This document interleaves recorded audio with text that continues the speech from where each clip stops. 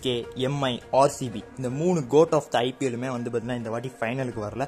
So 2 unexpected unrecognised ஒரு team தான் வந்து பார்த்தீங்கன்னா இந்த வாட்டி ஐபிஎல் ஃபைனலுக்கு வந்திருக்காங்க. ஸோ ஒன்று வந்து பார்த்தீங்கன்னா எஸ்ஆர்ஹெச், இன்னொன்று வந்து கேகேஆர். ஸோ 2 பேருமே ரொம்ப வருஷமாக ஐபிஎலுக்கு ஃபைனலில் கூட வந்ததே கிடையாது. இன்கேஸ் போன ஐபிஎல் நம்ம பார்த்தோம்னா எஸ்ஆர்ஹெச் வந்து பார்த்தீங்கன்னா bottom of the table 10th பிளேஸில் இருந்தாங்க, கேகேஆர் 7th பிளேஸில் இருந்தாங்க. ஸோ இப்போ எஸ்ஆர்ஹெச் ஜெயிச்சாங்கன்னா அவங்க ஆர்சிபியோட மிகப்பெரிய ஒரு கம்பேக்காக தான் இருக்கும். அதே மாதிரி இன்கேஸ் கேகேஆர் ஜெயிச்சாங்கனாலும் அவங்களுக்கு இது ஒரு மிகப்பெரிய கம்பேக்காக தான் இருக்கும். ஓகே, ஹாய், ஹலோ, நான் தான் உங்கள் அருண். நீங்கள் பார்த்துக்கிட்டு இருக்க today Indian cinema. Okay, first வந்துட்டு இந்த மேட்ச் வந்து சேப்பாக்கில் நடக்க போகுது. ஸோ சேப்பாக் கிரவுண்ட் வந்து பார்த்தீங்கன்னா யார் ஃபஸ்ட்டு டாஸ் ஜெயிக்கிறாங்களோ பவுலிங் எடுக்கிறது அவங்களுக்கு அட்வான்டேஜ். ஏன்னா செகண்ட் மேட்ச் டியூ இருக்குங்கிறனால பால் எல்லாமே ஒழுங்காக ஸ்விங் ஆகுது. இது நம்ம எல்லாருக்குமே தெரியும். இதான் ஃபஸ்ட்டு. ஸோ ஃபஸ்ட்டு நம்ம எஸ்ஆர்ஹெச் மேனேஜ்மெண்ட்டு பார்த்தோம்னா அவங்களுக்கு ஹேண்ட்ஸ் ஆஃப் தாங்க பண்ணி ஆகணும். ஏன்னா செம்மையான ஒரு டீம் வந்து எடுத்திருக்காங்க. பேட் கமின்ஸ் அப்படிங்கிற ஒரு பிளேயருக்கு 20 crores வந்து பார்த்தீங்கன்னா இந்த மேனேஜ்மெண்ட் செலவு பண்ணியிருக்காங்க. எல்லாருமே வந்துட்டு என்ன நீங்கள் இவ்வளோ செலவு பண்ணுறீங்க ஒரு பிளேயருக்குன்னு கேட்டாங்க. பட் ஆனால் ஒரு பிளேயருக்கு அவ்வளோ செலவு பண்ணாலும் அந்த ஒரு பிளேயரோட பொட்டன்ஷியல் அவங்க புரிஞ்சுக்கிட்டு தான் இவ்வளோ செலவு பண்ணாங்க. ஸோ அந்த பிளேயருமே வந்து இப்போ ஃபைனல் வரைக்கும் இவங்களை கொண்டு வந்துட்டாங்க. ஏங்கனவே ஜெயிலர் ஆடியோ லான்ச்சு நம்ம ரஜினி சாரே சொல்லியிருக்காரு, நீங்கள் எல்லாமே நல்லா தான் பண்ணுறீங்க, ஒரு நல்ல டீம் மட்டும் எடுத்திங்கன்னா சூப்பராக இருக்கும்னு. இப்போ அதே மணிக்கு ஒரு நல்ல டீம் அந்த டீம் எடுத்திருக்காங்க, அந்த டீம் மேனேஜ்மெண்ட். அதே மணிக்கு இப்போ அவங்க ஃபைனலுக்கும் வந்துட்டாங்க, கப்பு கூட எடுக்க வாய்ப்பு இருக்குது. ஸோ இன்கேஸ் அடுத்து நம்ம கேகேஆர்னு பார்க்கும்போது அவங்களுமே வந்து ஒரு டீம் தான் சூப்பராக எடுத்திருக்காங்க. விச் எல்லா டீமே வந்து ஐபிஎல் நல்லா பெர்ஃபார்ம் பண்ணாலும் இவங்க ஆக்ஷன்லேயே நல்லா பெர்ஃபார்ம் பண்ணியிருக்காங்க. மிச்சல் ஷார்க் அப்படிங்கிற ஒரு பிளேயரை 24 crores வந்து பார்த்தீங்கன்னா எடுத்திருக்காங்க. ஸோ எல்லாருமே எல்லா பிளேயரோட ஒரு பொட்டன்ஷியல் அவங்களுக்கு தேவையான பிளேயர்ஸை மட்டும் எவ்வளோ காசு கொடுத்தனாலும் எடுத்திருக்காங்கன்னா அவங்களோடைய மேட்ச் நம்ம ஜெயிக்கணும். அதுக்கு நமக்கு எந்தெந்த பிளேயர்ஸ் வீக்காக இருக்காங்க நம்ம டீமில் அவங்கள வந்து இப்படி தான் கரெக்டாக ஆக்ஷனில் வாங்கியிருக்காங்க. ஸோ அதனால தான் இவங்க 2 பேருமே இப்போ ஜெயிக்கிறதுக்கான முக்கியமான காரணமாக நான் பேசுகிறேன். ஸோ இப்போ நம்ம வந்து முதல்ல அனலைசேஷனுக்குள்ளே போகலாம். இவ்வளோ நேரம் நீங்கள் ட்ரெயிலர் தான் பார்த்துருப்பீங்க. இப்போ மெயின் பிக்சர் நாளைக்கு நடக்க போகிற ஃபைனலிஸ்ட் டீமான கேகேஆர் எஸ்ஆர்ஹெச்க்குமான மேட்ச் ப்ரிவியூ பார்க்கலாம். ஸோ ஃபர்ஸ்ட் திங் நம்ம எஸ்ஆர்ஹெச் பொறுத்தளவு எடுத்தோம்னா இவங்க இந்த சீசன் ஃபுல்லாக பேட்டிங்கில் தாறுமாறாக பெர்ஃபார்ம் பண்ணியிருக்காங்க. ஆனால் கடந்த சில போட்டிகளாக பேட்டிங் வந்து கொஞ்சம் சுமாராக தான் பெர்ஃபார்ம் பண்ணியிருக்காங்க. ஓப்பனிங்கில் டிராவிஸ் ஹெட், அபிஷேக் சர்மா நல்ல ஸ்டார்ட் கொடுத்துருந்தாலுமே டிராவிஸ் ஹெட் 3 போட்டிகளில், அதாவது கடைசி 3 போட்டிகளில் 2 டக் அவுட் வந்து இருக்காரு. ஸோ டிராவிஸ் ஹெட்டோட ஃபார்ம் கொஞ்சம் ஒரு சர்ச்சையாக தான் இருக்குது. நம்ம இன்னொரு ஸ்டார்ட் பார்த்தோம்னா கொஞ்சம் ஃபனியராக இருக்குது. என்னன்னு பார்த்தோம்னா Travis head versus Mitchell Stark, இவங்க 2 பேருக்குள்ள கான்டெஸ்ட் வந்து ரொம்பவே செம்மையாக போயிட்டு இருக்கு. ஏன்னா ஆஸ்திரேலியன் டொமஸ்டிக் லீகாக இருக்கட்டும், பிபிஎல்லாக இருக்கட்டும், மிச்சல் ஸ்டார்க் டிராவிஸ் ஹெட்டோட விக்கெட்டை நிறைய முறை வீழ்த்தி இருக்காரு. நம்ம குவாலிஃபயர்ஸ் 1லே பார்த்துருந்தோம். ஸோ டிராவிஸ் ஹெட்டுக்கு ஒரு பயம் வந்து இருக்குது மிச்சல் ஸ்டார்க் பவுலிங்கில். அதனால் கண்டிப்பாக நாளைக்கு மேட்ச்சில் ஸ்ரேயாஸ் ஐயர் 1 இல்ல 2 ஓவர் மேக்ஸிமம் 3 ஓவர் கண்டிப்பாக மிச்சல் ஸ்டார்க்கு பவர் பிளேலே கொடுத்துருவார். ஹெட்டோட விக்கெட் ரொம்பவே முக்கியமான விக்கெட்டாக நாளைக்கு மேட்ச்சில் திக்கலும்.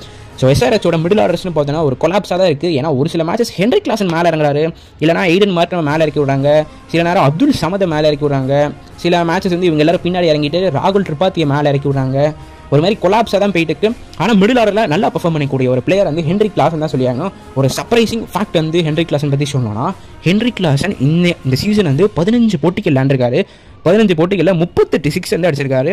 ஈவன் ஒரு 4 கிரேடியில் மனுஷன் ஒரு 4 கிரேட் அடிக்காமல் எல்லாமே 6 அடிச்சிருக்காரு. எப்படி சொல்ல, ஒரு கிறிஸ் கெயில் பார்த்த மாதிரி தான் இருக்குது. ஈவன் கிறிஸ் கெயிலே பவுண்டரி அடிப்பார், ஆனால் இவர் பவுண்டரி அடிக்க மாட்டேங்கிறாரு. மறுபக்கம் மிடில் ஆர்டரில் வேறு யார் பெர்ஃபார்ம் பண்ணுவா அப்படின்னு நம்ம பார்த்தோம்னா ராகுல் திரிபாத்தி கொஞ்சம் நல்லா பெர்ஃபார்ம் பண்ணிட்டு இருந்தார். எஸ்டர்டே கேமில் ஒரு 50 வந்து அடிச்சிருந்தார். ஸோ அதனால் ஒரு மிடில் ஆர்டரில் ஒரு கொலாப்ஸ் வந்து எஸ்ஆர்ஹெச்க்கு இருக்குன்னு தான் சொல்லியாங்க. நிறைய பேர் வந்து எஸ்ஆர்ஹெச்சோட பவுலிங் வந்து பயங்கரமாக இருக்குது, அவங்க இந்த சீசன் சூப்பராக போட்டிருக்காங்க, எஸ்பெஷலி நேற்று மேட்ச் செம்மையாக போட்டிருந்தாங்க அப்படி நம்ம பேசியிருந்தோம். நேற்று மேட்ச் வந்து எஸ்ஆர்ஹெச் நல்லா பவுலிங் போட்டதுக்கு முக்கியமான ரீசன் வந்து என்னென்னா சேப்பாக்கில் செகண்ட் இன்னிங்ஸில் கண்டிப்பாக டியூ வருங்கிறது எல்லாருக்குமே தெரிஞ்ச விஷயம். ஒரு சின்ன பிள்ளைகிட்ட கேட்டால் கூட தெரியும். அப்படிப்பட்ட கிரவுண்டு, ஸ்பின்னர்ஸ்க்கு பேர்பட்ட ஒரு கிரவுண்டு. நேற்று மேட்ச் லைவில் பார்த்தவங்களுக்கு தெரியும், செகண்ட் இன்னிங்ஸில் டியூவே வரல. ஆல்மோஸ்ட் செகண்ட் இன்னிங்ஸில் வந்து பவுலிங் போட ரொம்பவே ஈஸியாக இருந்துச்சு. ராஜஸ்தான் ராயல்ஸ் கம்ப்ளீட்டாக சர்ப்ரைஸ் செய்தாங்க. ஏன்னா ஃபஸ்ட் இன்னிங்ஸ் பவுலிங் போட்டால் தான் வந்து நல்லா இருக்கும் பிச் அப்படின்னு நினச்சி ஃபஸ்ட் பவுலிங் வந்து எடுத்தாங்க. ஆனால் செகண்ட் இன்னிங்ஸில் பாலை ஸ்பின் பண்ண ரொம்பவே ஈஸியாக இருந்துச்சு எஸ்ஆர்ஹெச்க்கு. இன்னொரு முக்கியமான விஷயம் வந்து 16வது ஓவருக்கு அப்புறம் தான் டியூவே வர ஆரம்பிச்சது. அதனால் எஸ்ஆர்ஹெச் பவுலிங் ரொம்பவே ஈஸியாக இருந்துச்சு. இன்னொரு விஷயம், நிறைய பேர் வந்து பேட் கமின்ஸோட மாஸ்டர் மைண்டு நேற்று மேட்ச்சில் வந்து 11 ஓவர் வந்து ஸ்பின்னர்ஸ் போட்டாங்க, வெறும் 4 ஓவர் தான், சாரி 9 ஓவர் தான் பேசர்ஸ் வந்து போட்டாங்க அப்படின்னு பேசியிருக்கீங்க. பேட் கமின்ஸை ஓப்பன் டாக்காக ப்ரெஸ் மீட்லேயே சொல்லிட்டாரு, இதுக்கு காரணம் நான் கிடையாது, எங்களோட ஹெட் கோச் டேனியல் விக்டோரியா அப்படின்னு சொல்லிட்டாரு. ஸோ எஸ்ஆர்ஹெச் கோச்சிங் பயங்கரமாக தான் இருக்குது சொல்லியாங்க. ஏன்னா எந்த மேட்ச்லேயும் பார்த்தீங்கன்னா 11 ஓவர் ஒரு ஸ்பின்னர் வந்து போட்டதே இல்லை. ட்ரஸ்ட் வச்சு 11 ஓவர் நீ போடு, இது செகண்ட் இன்னிங்ஸு, சேப்பாக கிரவுண்டாக இருந்தால் என்ன, டியூ வந்தால் என்ன, நீ ஸ்பின் பண்ணு அப்படின்னு சொல்லி நம்பி பவுல் வந்து கொடுத்துருக்காங்க. ஸோ எஸ்ஆர்ஹெச்சோட பவுலிங் ஒரு மாதிரி தான் இருக்குது. நேற்று வந்து ஒரு மேஜிக் நடந்தனால எஸ்ஆர்ஹெச் ஸ்பின்னர் சூப்பராக போட்டாங்க. அதே மாதிரி நாளைக்கு ஒரு மேஜிக் நடந்தால் நல்லா பெர்ஃபார்ம் பண்ணுவாங்க. மிற்றபடி பார்த்தோன்னா எஸ்ஆர்ஹெச்சில் வந்து பேட் கமின்ஸும் நட்ராஜன் மட்டும்தான் பெர்ஃபார்ம் பண்ணுறாங்க. தேர்டு பேசராக ஜெயதேவ் உதன்கட் வந்து இருக்காரு.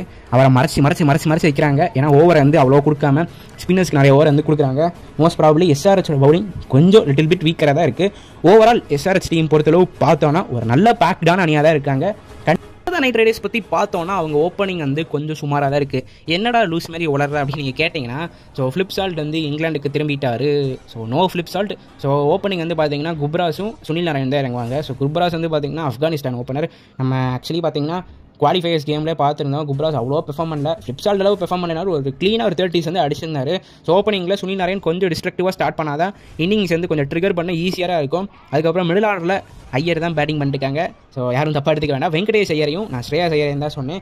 வெங்கடேஷ் ஐயர் ஒரு காலத்தில் ஓப்பனிங் பண்ணிருந்தாங்க. வெங்கடேஷ் ஐயருக்கு ஒரு நல்ல ஸ்பாட்டை நம்பர் 3 வந்து செட் ஆகிருக்குன்னு தான் சொல்லுவேன். வெங்கடேஷ் ஐயர் நம்பர் 3, நம்பர் 4 வந்து ஸ்ரேயாஸ் ஐயர் வந்து ஈஸியாக போட்டாங்க. Actually Shreyas Iyer is brilliant player against spin.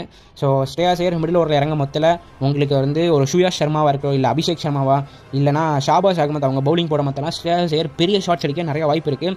எங்கேயாவது கேகேஆர் வந்து ஒரு லேக் ஆகிட்டு இருந்தாங்க. சடனாக ஒரு 10வது ஓவர் வந்து ஷபாஷ் அகமத்தில் வர்றாரு, ஸ்ரேயாஸ் ஐயர்லாம் பேட் பண்ணாங்கன்னா அந்த ஓவர் பெரிய ஓவராக அமைய நிறைய வாய்ப்புகள் இருக்குது. ஸோ இந்த ஓவர் பெரிய ஓவராக அமைஞ்சிருச்சுன்னா ஸோ கேம் வந்து ஈஸியாக கேகேஆர் சைட்லேருந்து திரும்ப நிறைய வாய்ப்புகள் இருக்குது. ஸோ இந்த மாதிரி கொஞ்சம் தில்லுமுள்ளான பேட்ஸ்மேன் தான் நமக்கு ஸ்ரேயாஸ் ஐயர் சொல்லியாகணும். ஆனால் ஸ்ரேயாஸ் ஐயர் வந்துட்டாருன்னா கண்டிப்பாக பேட் கமின்ஸில் நட்ராஜனுக்கு வந்து ஓவர் கொடுத்துருவாங்க. ஏன்னா ஸ்ரேயாஸ் ஐயர் வந்து ஸ்பின்னுக்கு வந்து செம்ம பவர்ஃபுல்னு எல்லாருக்குமே தெரியும். But Shreyas Iyer is a dangerous player. நீங்கள் அவர் விக்கெட் வந்து எவ்வளோக்கு எவ்வளோ ஏர்லியராக எடுக்கிறீங்களோ அவ்வளோக்கு எவ்வளோ எஸ்ஆர்எஸ் வந்து கேமுக்குள்ளே வரலாம் தான் நான் சொல்லுவேன். ஸோ நம்ம இவங்களோட ஃபினிஷிங் வந்து பார்த்தோன்னா என்னைய கேட்டால் இந்த Tata IPL 2024 one of the best finishing வந்து வச்சிருக்காங்க Rinku Singh, Andre Russell. So நம்ம SRH vs KKR match first match March 23 அந்த வந்துச்சு. அப்போயே வந்து ஆண்ட்ரசல் செம்மையான இன்னிங்ஸ் விளாண்டு மேன் ஆஃப் த மேட்ச் வந்து வாங்கியிருப்பார். ஸோ ஆண்ட்ரசல், ரிங்கு சிங் இவங்க 2 பேரும் ஒரு பெரிய இன்னிங்ஸ் ஆடுறதுக்கு நிறையா வாய்ப்பு இருக்குது. இவங்க விக்கெட்டையும் நீங்கள் எடுத்தால் தான் இந்த போட்டிக்குள்ளே வர முடியும். என்னை கேட்டால் கேகேஆர் வந்து என்னென்னா ஒரு ப்ராப்பரான பேட்டிங் வந்து வச்சுருக்காங்க. என்னென்னா பவர் பிளே ஃபுல்லாக ஓப்பனர்ஸ் ஆடிட்டோம், மிடில் ஓவர் ஃபுல்லாக மிடில் ஆர்டர் பேட்ஸ்மேன் ஆகிட்டோம், ஃபினிஷிங் டெத் ஓவர்ஸ் வந்து எங்கள் ஃபினிஷர்ஸ் ஆடிட்டோம். அந்த மாதிரி ஒரு க்ளீனான ஒரு லைனப் வந்து வச்சுருக்காங்க. எஸ்ஆர்எஸ் வந்து ஒரு மாதிரி கொலாப்ஸ்டாக ஒரு மாதிரி வச்சுருக்காங்க. ஸோ அதுக்கு கேகேஆர் வந்து செம்ம க்ளீனாக வச்சுருக்காங்க. அதனால் விக்கெட் விழுந்தாலுமே பின்னாடி பேட்ஸ்மேன் அடிக்க ஆட்கள் இருக்காங்க. ஸோ கேகேஆர் பேட்டிங்கில் கம்பேர்ட் டு எஸ்ஆர்எச் பவராக தான் இருக்காங்க நான் சொல்லுவேன். ஸோ நம்ம கேகேஆரோட பவுலிங்னு பார்த்தோன்னா அவங்க பவுலிங் ரொம்பவே அருமையாக இருக்குது. ஆனால் நாளைக்கு நடக்க போகிற மேட்ச் சேப்பாக் கிளச் நடக்க போகுது. ஸோ எக்ஸ்ட்ரா ஸ்பின்னர்ஸ் கொண்டு போகிறது ஒரு நல்ல பெட்டரான ஆப்ஷன் நான் சொல்லுவேன். ஸ்பின்னர்ஸ் வந்து இந்த பிச்சில் செம்மையாக பெர்ஃபார்ம் பண்ண போகிறாங்க. நம்ம நேற்று மேட்ச்லேயே பார்த்துருந்தோம். கிட்டத்தட்ட 11 ஓவர் வந்து எஸ்ஆர்எஸ் பவுலர்ஸ் வந்து போட்டிருந்தாங்க. ஆக்சுவலி அவங்க எல்லாருமே வந்து பேட்ரிஸ்டாக ஸோ ட்ரஸ்ட் பண்ணி எஸ்ஆர்எஸ் மேனேஜ்மெண்ட் வந்து பவுல் பண்ண வச்சுருந்தாங்க. பட் இங்கே கேகேஆர் பொறுத்தளவு பார்த்தீங்கன்னா பவுலர்ஸ் வந்து இருக்காங்க. உங்களுக்கு சுயேஷ் சர்மா இருக்காரு, ப்ளஸ் வருண் சக்கரவர்த்தி இருக்காங்க. இவங்க 2 பேர் மட்டும் போதுமா கேட்டால் சத்தியமாக கிடையாது. நீங்கள் வந்து அன்குல் ராய் அவர் வந்து இம்பாக்ட் சப்பா வந்து எடுக்கலாம்னு நான் வந்து சொல்லுவேன். அதே மாதிரி எஸ்ஆர்எஸ் வந்து வாஷிங்டன் சுந்தர ஒரு சப்பா இம்பாக்ட் சப்பா எடுக்கலாம் நான் சொல்லுவேன். பட் தெரியல அவங்க வந்து இம்பாக்ட் சப்பா வாஷிங்டன் சுந்தர் எடுக்கிற நிறையா வாய்ப்பு கம்மி தான். ஏன்னா அவங்க ஆல்ரெடி ஷாபாஷ் அகமது வந்து இம்பாக்ட் சப்பா வந்து பிளான் பண்ணி வச்சிருக்காங்க. பட் இங்கே கேகேஆரில் வந்து அன்குல் ராயை நீங்கள் வந்து இம்பாக்ட் சப்பா எடுக்கிறது ஒரு நல்ல ஆப்ஷனாக நான் சொல்லுவேன்.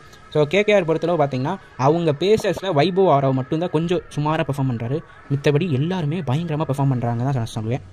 ஸோ நம்ம மித்தபடி பார்த்தோன்னா மிச்சல் ஸ்டார்க் வந்து நல்லா போட்டிருக்காரு. ஏன்னா ஸ்டார்டிங் ஆஃப் த சீசனில் எதுக்குடா இந்த பிளேயரை வந்து இவ்வளோ அமௌண்ட் இன்வெஸ்ட் பண்ணி எடுக்கணும் அப்படிங்கிற ஒரு கேள்வி ஒரு சர்ச்சையாக இருந்தது. ஆனால் மிச்சல் ஸ்டார்க்கு வந்து ஒரு ப்ராஃபிட்டபிளான ரிட்டர்ன் வந்து கேகேஆர் மேனேஜ்மெண்ட்டுக்கு கொடுத்துருக்காரு தான் நான் சொல்லுவேன். ஸோ மற்றபடி பார்த்தோன்னா ஹர்ஷித் ராணா வந்து கொஞ்சம் நல்லா போடுறாரு. ஓவரால் கேகேஆர் பற்றி பார்த்தோன்னா ஒரு க்ளீனான லைனப்பாக இருக்குது. ஏன்னா விக்கெட் விழுக பேட்ஸ்மேன்ஸ் வந்து அடிக்கவும் செய்வாங்க. பவுலிங் டிபார்ட்மெண்ட்டும் செம்மையாக இருக்குது. ஏன்னா பேசர்ஸும் ஒரு க்ளீனாக இருக்காங்க. உங்களுக்கு ஸ்பின்னர்ஸ் வந்து இவர் போட்டாலும் அடுத்து இவர் போடுவார். ஏன்னா சுனில் நாராயண் கொஞ்சம் டிஃப்ரெண்டான பவுலர், சுயேஷ் சர்மா கொஞ்சம் டிஃப்ரெண்டான பவுலர். ஆனால் ஒரு எக்ஸ்ட்ரா ஸ்பின்னர் கொண்டு போனால் கேகேஆர் இந்த போட்டியை ஜெயிக்க நிறைய வாய்ப்பு இருக்குது நான் சொல்லி முடிக்கிறேன். நன்றி, வணக்கம். ஸோ 2 டீமோட அனலைசேஷன் நீங்கள் பார்த்துப்பீங்க. ஸோ 2 பேரோட அட்வான்டேஜ் டிஸ்அட்வான்டேஜ் சேர்த்து வச்சு நம்ம பார்க்கும்போது 2 டீம் 50-50 சான்சஸ் தான் நமக்கு இருக்கும் சொல்லி தோணும். பட் நம்ம ஃபைனல் ப்ரிடிக்ஷன் ஒன்று பார்த்தா ஆகணும். ஸோ அது வேறு யாரும் இல்லை, கேகேஆர் பக்கம் தான் போகணும். ஏன்னா லிட்டரலி இந்த வருஷம் நடந்த மேட்சஸ் இவங்க 2 பேருக்குள்ள அதிகப்படியாக வந்து கேகேஆர் தான் ஜெயிச்சிருக்காங்க. ஸோ ஆனால் நம்ம கேகேஆர் சைடே போகும். Man of the match Sunil Narine இருப்பார். ஏன்னா கட்சிக்குட்டியாக அவர் வந்து நிறைய மேட்ச் சொல்லுங்க விளையாடல. இந்த மேட்ச் வந்து கொஞ்சம் பொட்டன்ஷியல் கொடுத்து விளையாடுவார். சவராக தான் இருக்குன்னு சொல்லி நம்ம நினைக்கிறோம். நீங்கள் என்ன நினைக்கிறீங்க சொல்லி கமெண்ட் பண்ணுங்க. நம்ம சேனலை சப்ஸ்கிரைப் பண்ணுங்கள். Tata, stay tune.